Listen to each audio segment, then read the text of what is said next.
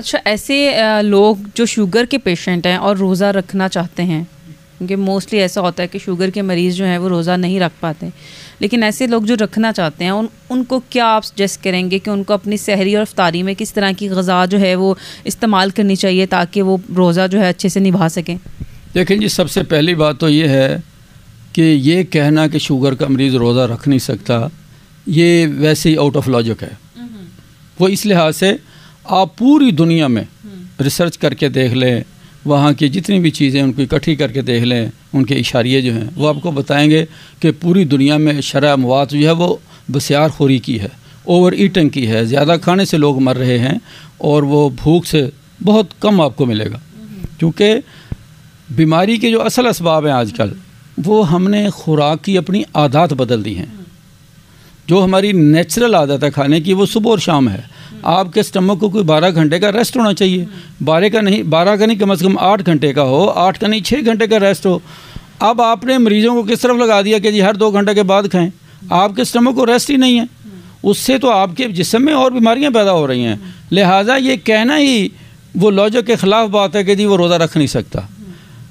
اور سب سے بڑی بات ہے آپ کے اندر جو ہوتی ہے نا ایک سائیکولوجیکلی آپ کی ول پاور، کسی بھی بیماری سے پہ اگر آپ نے اوور کم کرنا ہے، اس سے نجات حاصل کرنی، تو آپ کو اپنی جو قوت مدافعت ہے، جو آپ کی ول پاور ہے، آپ کو اس سے استفادہ کرنا پڑے گا۔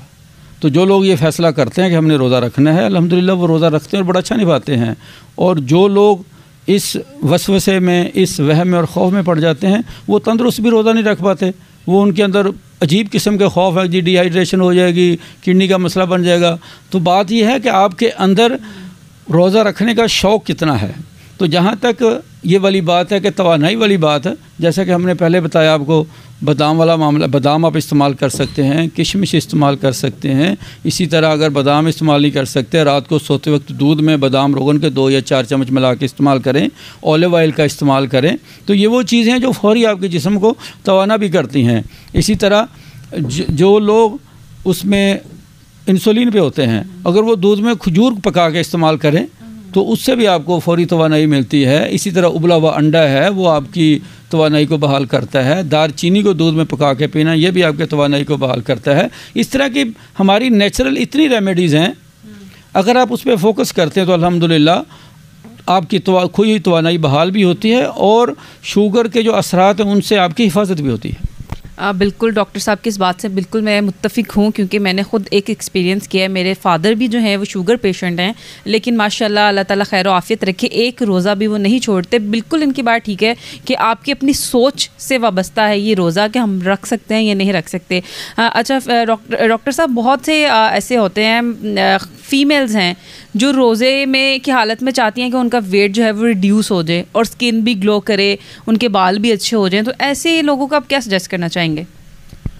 دیکھیں جی، روزہ انسان پہ اللہ تعالیٰ کا ایک انعام ہے، نہ صرف روحانی طور پہ بلکہ جسمانی طور پہ بھی۔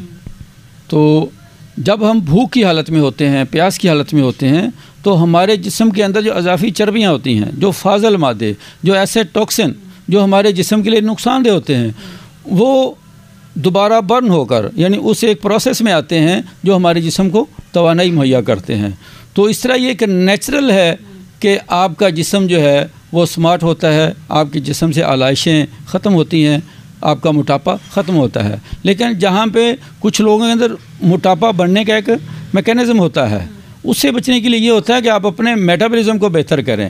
تو میٹابولزم کے لیے بہترین اس کا طریقہ یہ ہے کہ آپ ہر وہ چیز جو آپ کے جسم کے اندر فیٹ کو سٹور کرے اس سے بچیں۔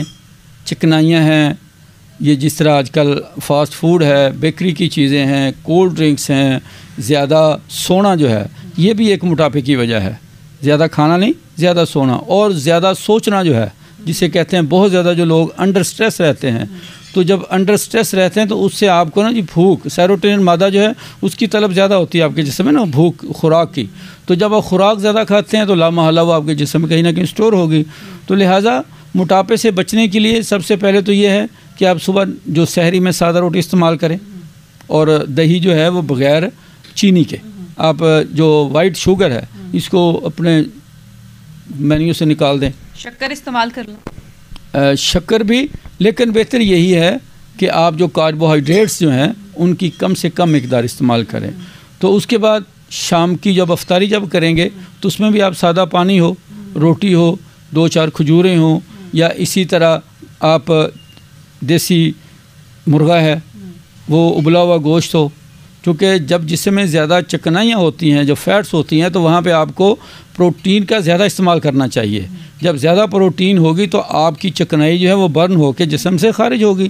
تو اسی طرح آپ ڈیلی روٹین میں 2-4 گوشت کی بوٹیاں جو ہیں ان کا استعمال کریں 100 گرام تک، اور اس کے آپ کے جسم کی توانائی بھی بحال ہوگی. اور آپ کو پتہ ہے کہ ہماری جو اسکن کی گلوئنگ ہے اس کے لیے پروٹین بڑی ضروری ہے. جب آپ ڈیلی بیسس پہ پروٹین لینا شروع کر دیں گے تو آپ کی اسکن ڈل نہیں ہوگی، آپ کی اسکن کی گلوئنگ بھی قائم رہے گی، جسم کی توانائی بھی باہر رہے گی، اور آپ دیکھیں گے کہ آپ کی چربیاں کم ہو کر آپ کا ویٹ بھی لوز ہونا شروع ہو گیا.